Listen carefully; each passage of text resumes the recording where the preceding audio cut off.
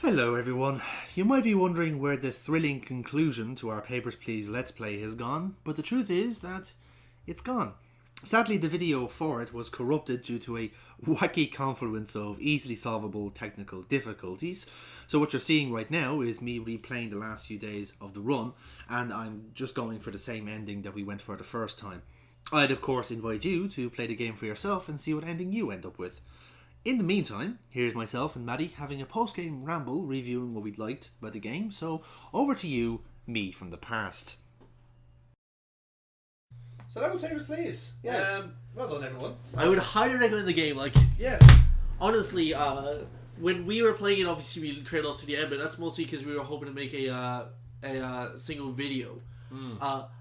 It's really good to get engrossed in by yourself. Again, the reason I wanted to play this game is because it's a fantastic piece, not only of game design, but of true art. Again, this is a perfect use of working within the means of design, and as a result, it really shines through in both originality, concept, message, medium, everything that you would actually talk about art in any format. This is an exemplary example of. I would go along with that somewhat. I would say that it's, for what it is, it's a very contextualized game in the sense that you have your position. You are, as you said, as an NPC. That's what you are, and you're just given little. You're flirting with the game world in a way. You're seeing little things, and you have so much power for what you really are, an insignificant person. Yeah. But that's the point. Everyone is insignificant in this regime, but you're just kind of thrust into these situations. You're given a choice, and whatever choice you make affects people. But it's the impact and the sudden impact of that. It's like you can put yourself in that position and think these are real people I'm affecting, or go further on from that if you want to and see the whole world that you're affecting. Or you can just go very simply and just say, I'm a dick, and just reject. Yeah. It depends on what you want to do. Although you will kill your family and eventually go bankrupt and become arrested, though. Absolutely. But no, I would agree. It is a strong proponent for games of art because it's not everything in it isn't obvious. It's a setting. It's all the design choices and again, it's those little things with the newspaper, the only what you can assume is the only national paper, or at least the major national paper, is free, which means that there wouldn't be really any point in not reading it. Therefore, everyone being fed a certain brand of information. That's what I'm saying. It's even if we're gonna go on the Orwellian route, right? There's so many things that even when you look at it or something clicks like that, like I said, the truth of Arstotska. Yeah. Come on, that's the Ministry of Truth. Even the font of Papers, Please is very similar to 1984. Yeah. And the whole kind of the presentation. Well, 1984 was also based very much on the communist scare in England at the time. Right, but it's the same thing. The color scheme of the Arstotskan bird, the same thing as Orwell. It's like red and grey and silver. Everything design wise, whether it be large or small, is a reference to something. And if you get a reference, well done. If not, it's not a big deal. It's just still part of the experience. But it's also a really good example of tight design as well, because absolutely everything. You had the clock there. The clock is good for checking the date. You have the scales there. You have to check the weight. There is not a pixel in this game that is wasted, and it's perfect as a result. Yeah. And like I said, things are, what I love as well is things are deliberately inconvenient. Yeah. Or inefficient, and it's it forces you to make a silly game design will be looking at something and thinking, oh, that's inefficient, I'll just change that. No, keep it inefficient, because you're forcing the player to make those moves, which either breeds a mistake or makes the person think. It's the same as poetry. Poetry is form forcing formality, and this is the same. You could say it's like tactile poetry, because you are creating your own formality based on the form you were given. Yes, I would go along with that as well if you're going from that standpoint. Either way, I just think this is a very neat little game that's worth a try, even to play once, possibly even twice if you want to see what another ending is. Yeah. There are various, obviously you just saw there's 20 endings to go for, a lot of permutations, but the great thing is if you click at the story there, look at how you can go scroll back and see you can branch off at any of these days if you wanted to, and just go with somewhere different. I think the white days are more important plot points, I think, are they? Or? Nothing I'm aware of. Yeah, but either way, like, you can pick a day, do something differently, and see where it takes you. And that's where the different endings come from. Even day 23, Yeah. you can choose not to shoot innocents, you can choose not to shoot that guy, just do your job and tranquilize him, and move on for another day. Yeah, because like this game goes on for another 8 days. It goes on for a full month. Yeah, that's as far as you can go. And of course, that is almost like your mission, like your successful, like your good game ending in a way. And then you're given the endless version or whatever it is. Yeah, like so if you go through the full 31 days, like playing to the rules, you also get a code for this endless mode, which is basically just a way to go through without story mode, just in case it just gives you like the challenge. Yeah, it's more or less for people who just want to like challenge themselves. Like I'd say almost like a training way for speedrunning. Basically, yeah. Either way, it's again I would say game wise, well designed, tight. It's something very different, very very different. Like and it's wonderful as a result. Yes, it is, and it's not like a labour of love or anything like that. It's like one guy's idea of a game. It was perfectly executed.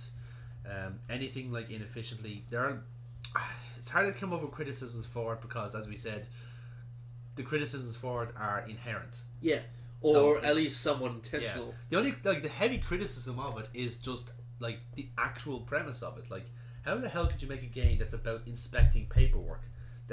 Here's why you make it contextualized. But that's why, like, when it comes to cinema, like, I wouldn't say I'm a massive fan of art house experimental stuff, but it serves a purpose. Would you say this is the equivalent of gaming? Of art house? I wouldn't say it's absolute art house. It wouldn't be so like your Dali style film, right? But it would actually be a good example. Would be like the Wachowskis, like especially The Matrix. The Matrix was a very very pulpy movie. But it did enough innovative onto like a design aspect that it defined visual storytelling for like the next decade, if not longer. You can still see echoes of Wachowski in like say new Transformers films or like in Star Wars even. And it's to say they asked the question, "Can you do this?" Yes.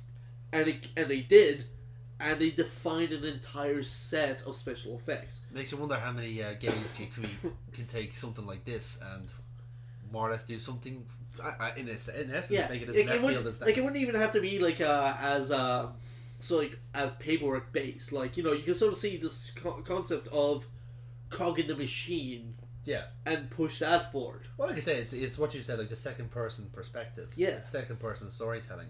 Like, as the example we kind of threw away was like the bouncer at the nightclub. Was like, well, what happens if the nightclub is like a cover or whatever it is, or like something silly storyline wise. Yeah, that's an example of it, but that's a very kind of copy paste idea. Yeah, but it's more so the principle of Papers, Please. Not to be fair, like Beyond Good and Evil did something of a similar nature, but like it was. And look how kind of well received that is. Yeah, you know, when you think about it.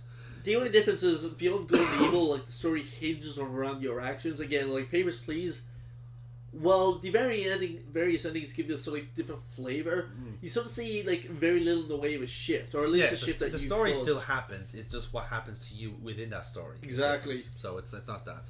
So, you know, but there, like again, you can see these like touches of stuff like this, and so I wouldn't say Papers, Please is absolute art house, like highbrow art, but it's a nice medium between sort of like approachable but also experimental. And that's where I always like my media.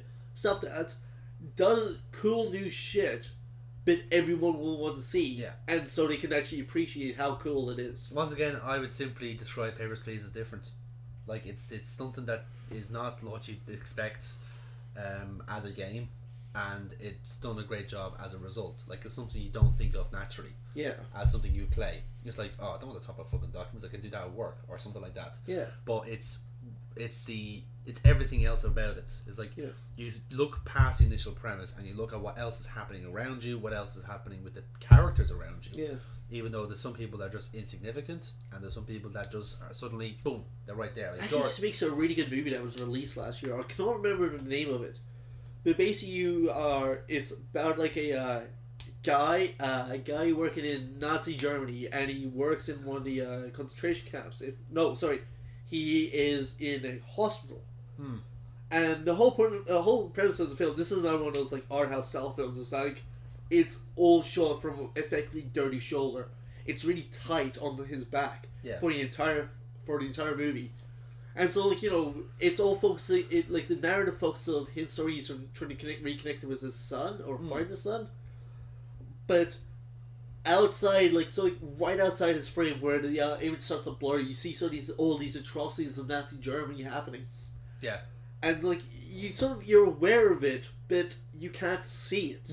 Because he has television, so you yourself are given like a very forced perspective. Yeah. It's the exact same in Papers, Please. It is actually, absolutely, because you are aware. You can make yourself aware of what's happening, or you can just be ignorant. Yeah. Don't read the papers. Don't pay attention to like whoever else is asking. Don't show compassion to people, or just follow your rules, whatever it is. You can be that, or you can actually, like, you know, go against the system, be a rebel, whatever all this shit is, and get stung as a result. Yeah. You have that choice, and again, it's because it's that understated, like, choice you have.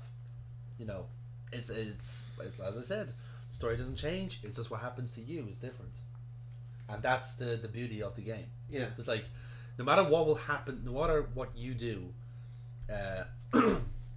things are still going to happen. Things that are far bigger than you are still going to happen. It's just all down to your little part. Like, for all you know, there could be 20 or 30 other border patrol guards that are doing the exact same thing and might be having a similar effect or a weaker effect. Yeah. But it's all down to what happens to you in that cog, as a cog in that machine. That's the beauty of Papers, Please. It really is. Yeah. Plus, it's $30, so it's a pretty cheap purchase as well. Yeah, again, pick it up on Steam. Recommend it. Try out for yourself. See what ending you get, and at least make it better in your office work, I suppose. That's the best way to describe it. Anyway, this has been a thing. So this is Monday Madness, and completing the Let's Play of Papers, Please. Eventually, yeah. At least one of them, anyway. We're not going to go do the other 19, I don't think. Damn. So this is myself. And Matt. Signing off. We'll see you next time. Bye.